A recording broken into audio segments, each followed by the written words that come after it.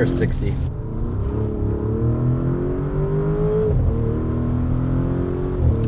This is how I imagine most Cayenne buyers will be commuting. Hey everyone, welcome back to Topher Drives, where this week I have been driving this newly facelifted 2024 Porsche Cayenne S. And while this may not seem like that big of a deal, it is for one very specific reason. There hasn't been a V8 in the Cayenne S since 2014, but it is back for 2024, and this time with two turbos. Slightly smaller capacity, a 4-liter with 468 horsepower and 442 pound-feet of torque. I cannot believe Porsche put a V8 back in this thing, but I am overjoyed. And well, today we're going to do a bit of commuting in it. We're going to go to a grocery store that's about 25-30 minutes north. So that'll be a good, little simulated commute for us to see what it's like to live with this new V8 Cayenne S. So this 4-liter twin-turbo V8 is kind of spread among the Volkswagen Auto Group lineup. We see it in things like the Bentayga, now this Porsche Cayenne S, various Audis, and, well, pretty much everything that needs a V8 has this V8 in the VAG. So how does it work in this Cayenne? Well, today we're going to find out. So let's talk some basics about this particular car before we get on the road.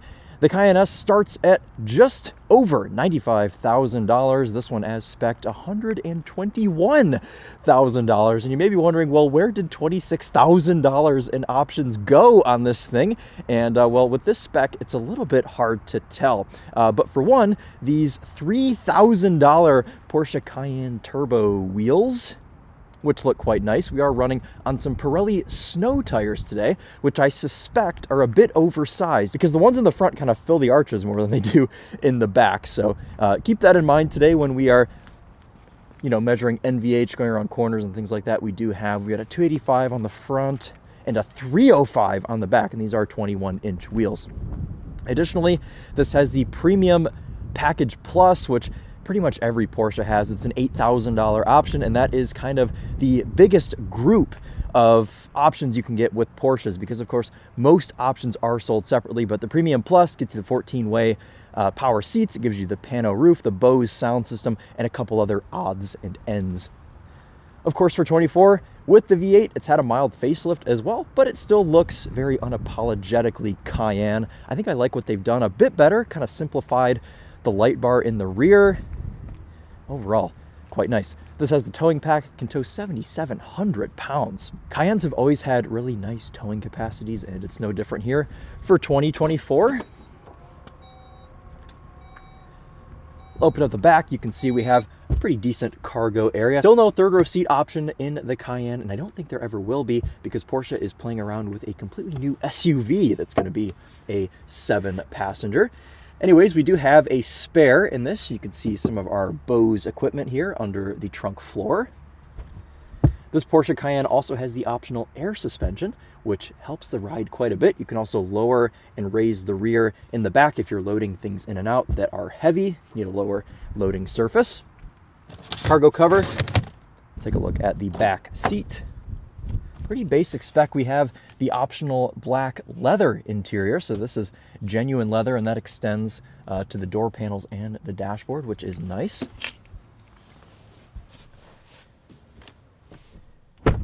Backseat room is good as well. 5'11", sat behind myself with comfort access. So this actually is sat a couple inches further back than it normally would since the car isn't running. I've got plenty of room back here, headroom and legroom. Got some map lights. We have our own climate control panel back here with heated seats. This is a little bit hard to get down, but we have a center armrest with some cup holders. And before we show you the front, let's pop the hood and look at that 4-liter V8 motor. I just love V8s, and it's always special when V8s make a comeback in a car that's been a V6 for 10 years. So admittedly, there's not really anything to see here. It's just a big piece of plastic, but you can see these little dual intake tubes going up into nothingness. Porsche recommends Mobile 1. Okay, good to know.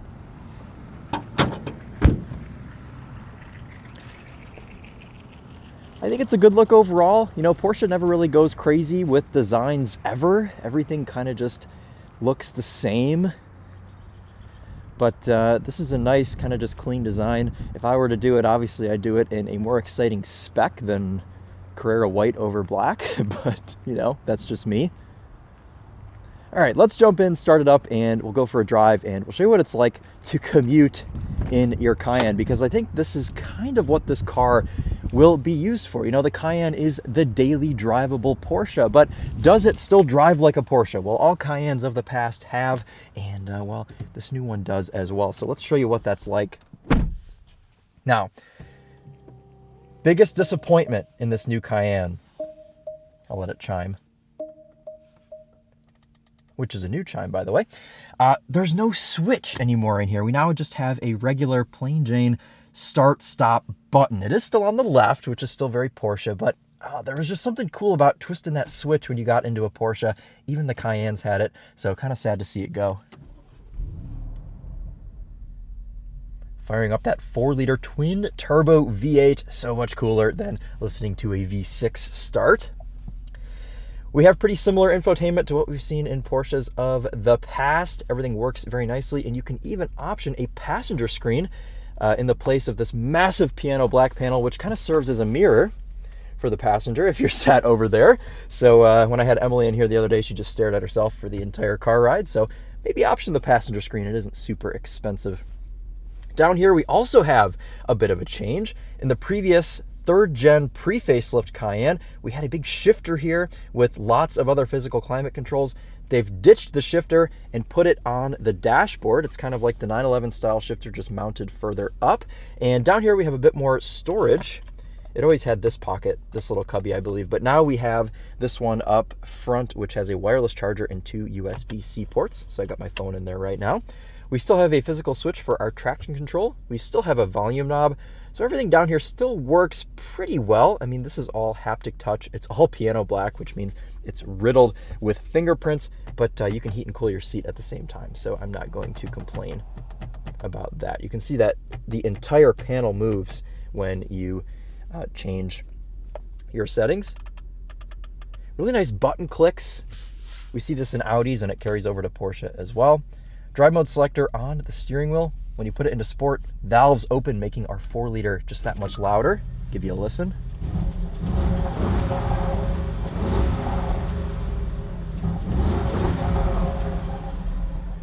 So of course we have a soft limiter around 4,000 RPM, but we do get some nice little pops and burbles. Before we get on the road, I just want to talk about one more thing, and that is these handles, because these have been around since the first gen Cayenne, and I love that they've never ditched these, because I kind of like, whoa, it is rain snowing.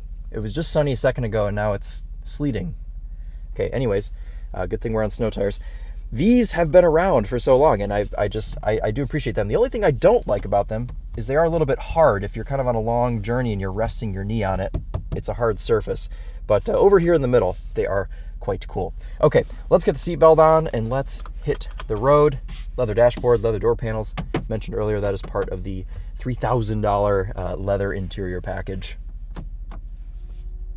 360 and reverse camera on this Cayenne S.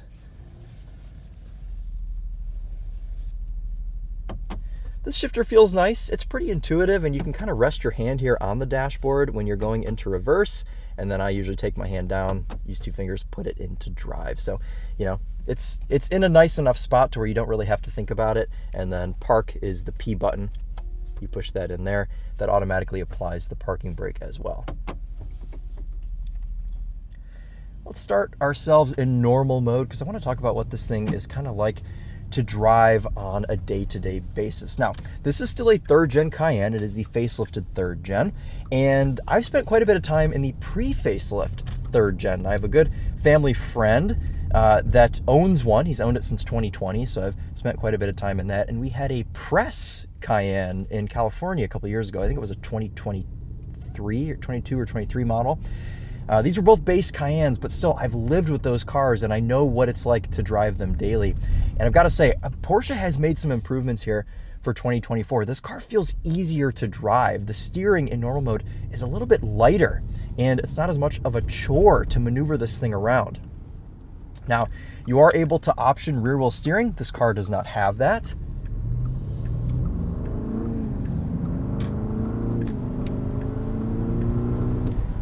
But if it did, it would be just that much better still. We do have the air suspension, as I mentioned, which mitigates most of your body roll and just makes the ride so nice, even on these 21-inch wheels. Auto stop start, shutting off while the car is still going like 5 miles an hour. Typical Cayenne stuff.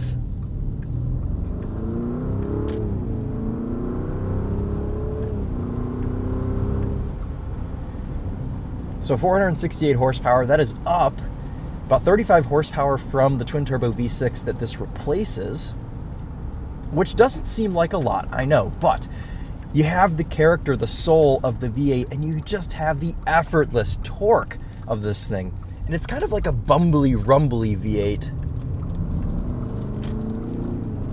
You don't really have to rev it out, but if you want to, it revs to 7,000 RPM, which you really wouldn't expect for something like this. We'll go into sport mode. We hold down our shifter to lock us into manual. And obviously we have no floor shifter or console shifter, so your only manual shift option are the paddles, but that's okay.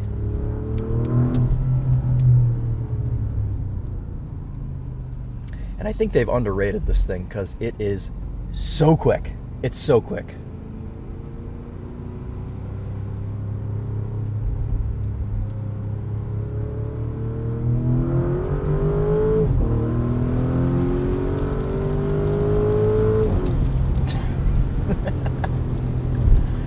In a family SUV, yes.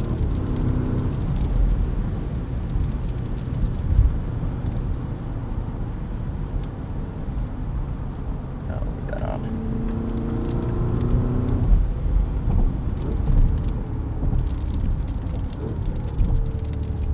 Crisp downshifts from the 8-speed automatic.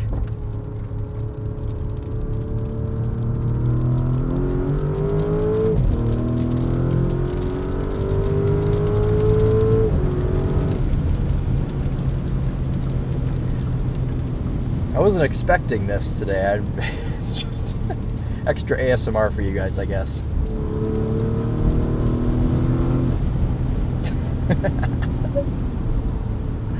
This car is so quick. Okay, we're gonna do a launch control and then we'll jump on the highway and we'll show you some real life impressions instead of just going around making V8 noises.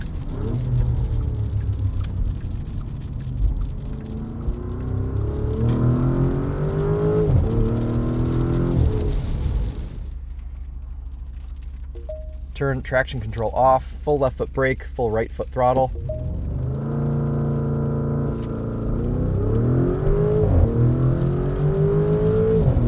And there's 60. Porsche claims it happens in about 4.5 seconds, but it feels quicker than that. It just does.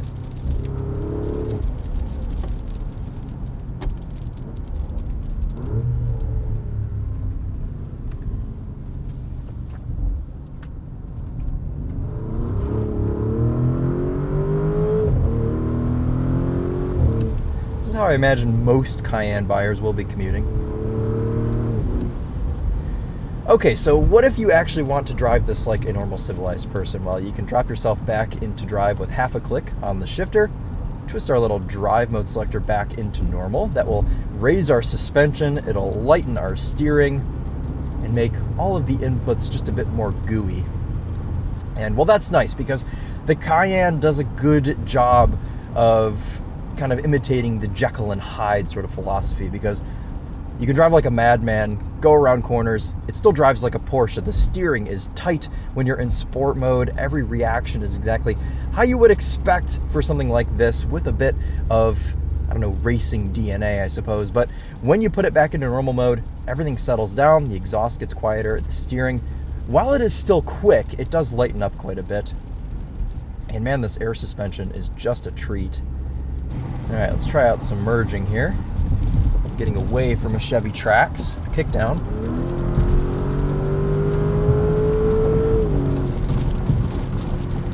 Yeah, it gets you up to speed nicely. I was thinking today, oh yes, I'll have some nice sun for my commute, and then now it's just doing this. So we have our cruise control stalk down to the left-hand side of the steering wheel. You can press the mode button to toggle you through what you actually want it to do. So adaptive cruise, speed limiter, hill control are off. Today I want adaptive cruise, so then I just click up on the cruise control and that will set me to 75. I can do half a click for 1 mile an hour or a full click that will put me up to the next 5 mile an hour increment, so 80 miles an hour. Set it at 79 here today. And well, going down the road, what's the Porsche Cayenne like? Well, it's kind of hard to judge today with all of these little ice pellets hitting the windshield, but overall, this week it's been nice. You can take my word for it. I've put about 150 miles on this thing, so I have been driving it quite a bit. Adaptive Cruise seems to do a pretty nice job as well, and you can set your distance with this little toggle down here. Okay, it has stopped hailing, so you guys can observe NVH. I'll be quiet for a second.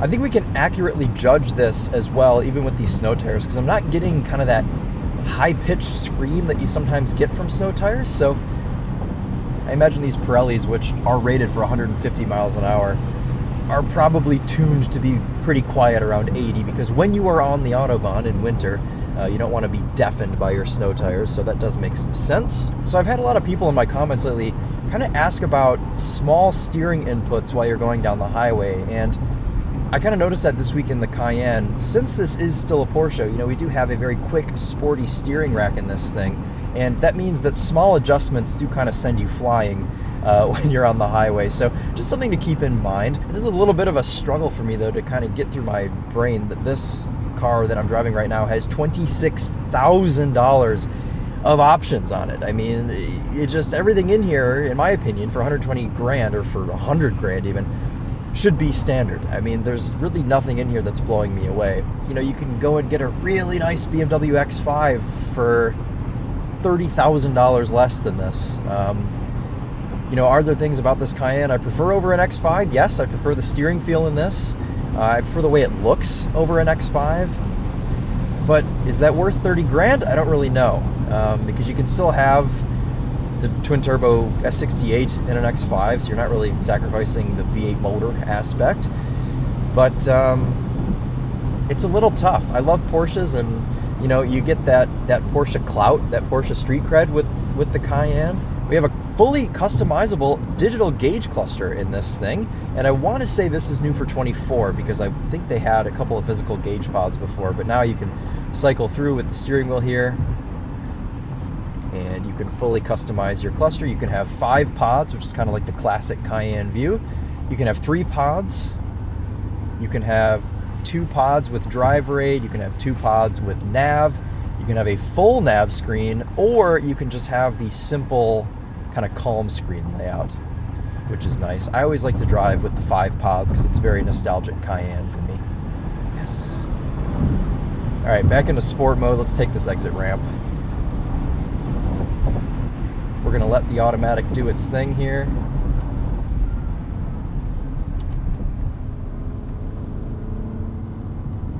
Oh.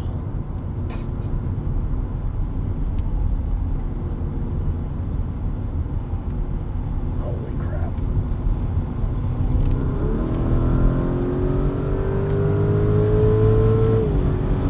Yeah, that is brutal. On snow tires in a nearly 3-ton SUV, you can do that. And the steering feel in sport mode is really, really fantastic. We'll go back into normal. The throttle response, the transmission tuning, everything in this car, that's where your money goes. Your money goes to the technology of the drivetrain, to that twin-turbo V8, to that 8-speed automatic, to that all-wheel drive system, to that stability control, to that traction control.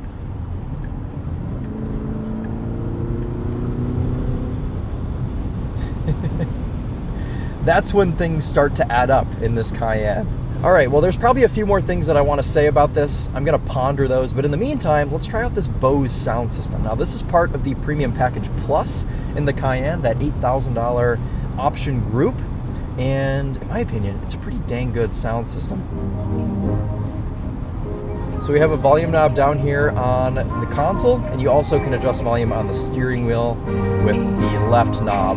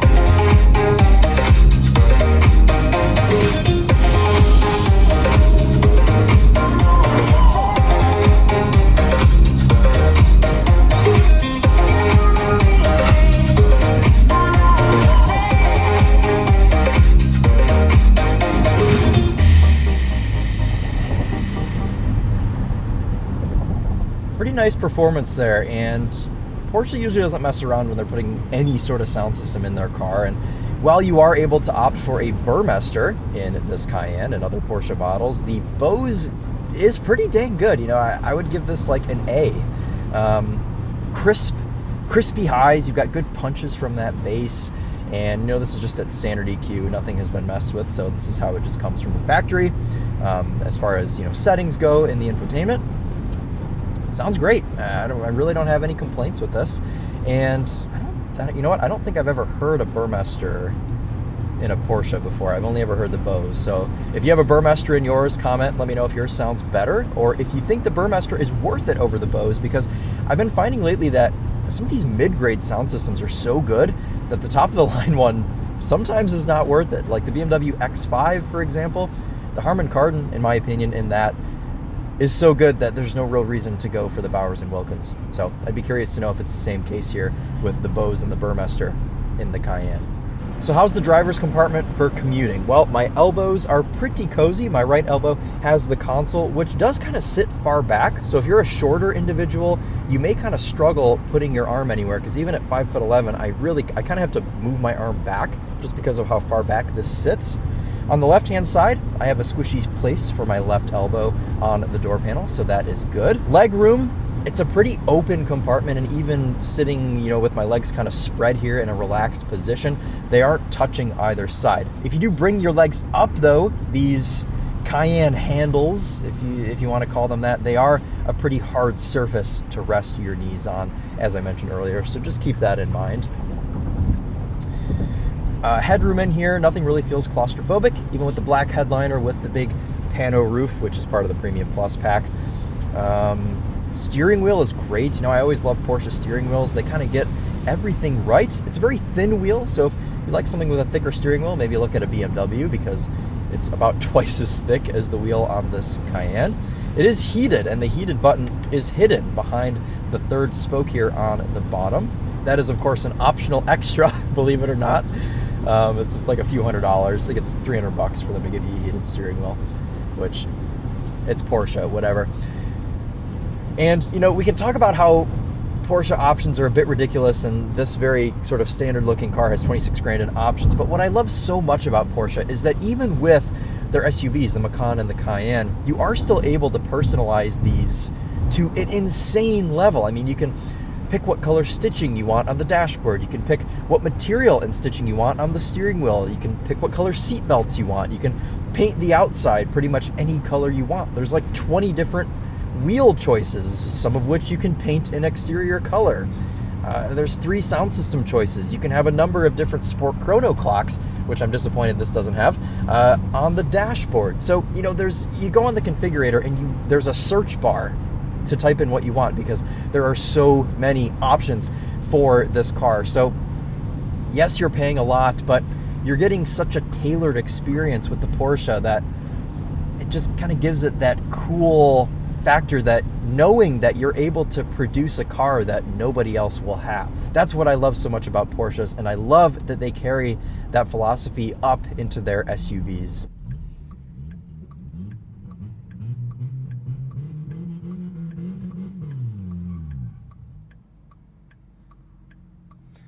That's the worst thing I've ever heard in my life. Yes, I like steering feel, but when I'm in normal mode, give me numb nothing. I want pinky light, drive around, Grey Poupon style steering. And they have, in a way, delivered that. It isn't Rolls-Royce light, but it's nicely light, and it's nicer to maneuver this Cayenne around cities now. So they've made it better on the daily driving front, and they've made it better on the sporting front as well, giving it a V8. The only thing I would say is that the interior does feel a little bit sterile because there's just not a lot going on in here, but luckily you can spice it up with a sport chrono, with a passenger screen, with different colored stitching and things. So from a base level, very sterile, but you can kind of just make it your own. So some final thoughts as we get into downtown here to admittedly go and buy a jar of peaches. That is really what we're doing today. I'm driving out here to buy the best jar of peaches that are known. It's been nice to live with this. It's a little pricey. I think there are other options that would suit a lot of other buyers, but if you do really care about driving, you care about personalization, and you want to look really cool while driving about, dropping your kids off to soccer practice, the Cayenne is the car for you, and it always has been. So, you know, it's still here, it's still doing the Cayenne thing, and in typical Porsche fashion, they've updated it, but not drastically. So, yeah, it's good. It's still a good car. Ground clearance, very nice.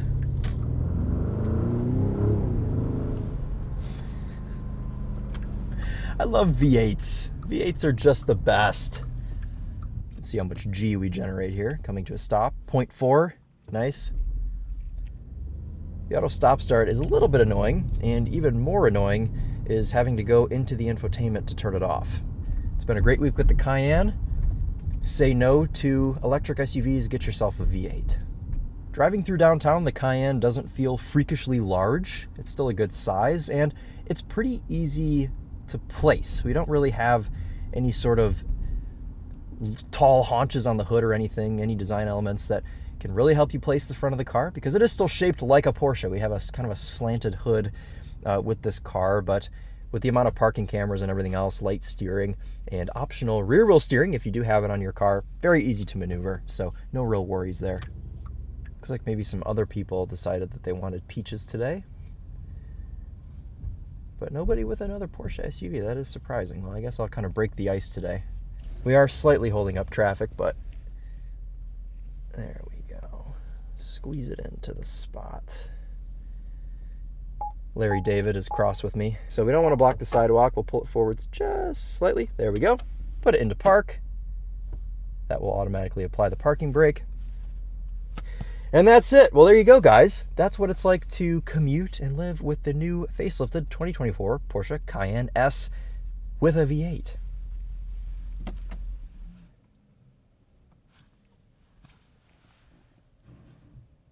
The exit animation is very cool. I do appreciate that. I missed the switch, though, if I'm being honest. All right, got it tucked in nicely here. We'll give you one last look at this Cayenne before we let you go for today. Just a nice thing overall. You know, it's one of those things that it's just nice to live with. You don't really have to think about anything whilst driving around. No real worries, except turning on and off auto stop start, but we'll gloss over that. Cool. All right, well, that'll wrap it up for us today. If you guys have any questions about the Cayenne S, leave them in the comments, and I'll do my best to get back to you. But as for today, thank you so much for watching, and we'll see you in the next one. Take care.